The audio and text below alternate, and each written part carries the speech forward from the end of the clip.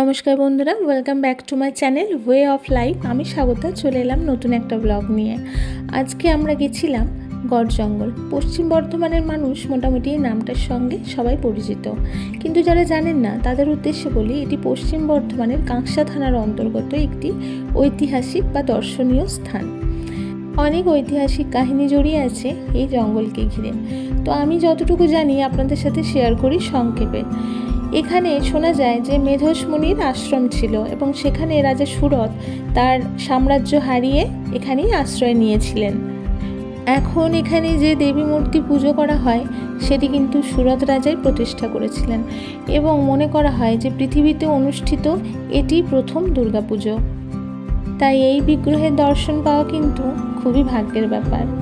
তো চলে এসেছি আমরা মন্দিরে। এ হচ্ছে ভোলানাথ বাবার মন্দির, আর এখানে কিন্তু ভিডিও করা একদমই নিষেধ আছে, কিন্তু আমি লুকিয়ে ভিডিওটা করেছি আপনাদেরকে দেখাবো বলে। এই হচ্ছে সেই শ্যামারূপা মা, ভীষণ জাগ্রত।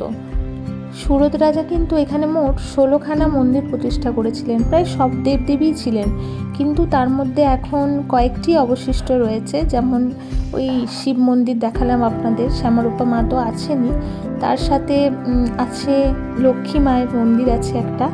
এরই মাঝে মা ছেলেতে নাচানাচি করে চলে এলাম এইদিকে। এখানে কিন্তু আরেকটি দেবীর মূর্তি রয়েছে, সেটা হচ্ছে দুর্গা মায়ের মন্দির। দেখছেন, দেখুন অপূর্ব সুন্দর।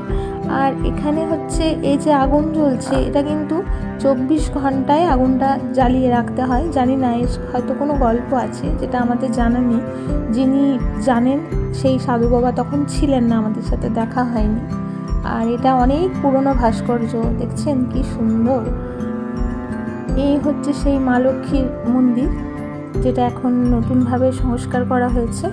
তার সাথে বেশ কিছু মন্দির নতুন করে করা হয়েছে, অনেক পুরনো ছিল সেগুলো ভেঙে গেছিলো, তাই নতুন করে আবার করা হয়েছে। দেখছেন ধানের মোড়ায় দেখুন কত। তারপর আমরা একটু ঘোরাঘুরি করে চলে এসেছিলাম সামনে দেউল পার্কে। এই হচ্ছে পার্কের ভিউ। পার্কে সেরকম কিছু নেই, প্রচুর ফুল গাছ ছিল, শীতকাল তো ফুল ছিল প্রচুর, রং বেরঙের ফুল ছিল, সেটাই খুব সুন্দর লাগছিল।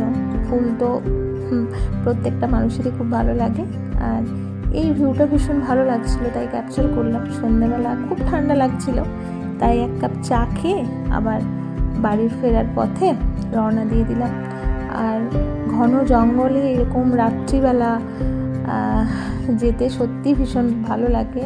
একটু ভয়ও করছিল, কারণ এখানে কিন্তু ওই হায়না বাঘ যেগুলো বলা হয় সেগুলো কিন্তু আছে, তাই একটু ভয় ভয় করছিল, কিন্তু বেশ এনজয় করছিলাম। আজ এই পর্যন্তই, দেখা হবে পরের কোনো ব্লগে। ভিডিওটি ভালো লাগলে একটি লাইক করবেন, চ্যানেলটাকে সাবস্ক্রাইব করতে ভুলবেন না। এখনকার মতো বিদায় নিচ্ছি, সবাই ভালো থাকবেন।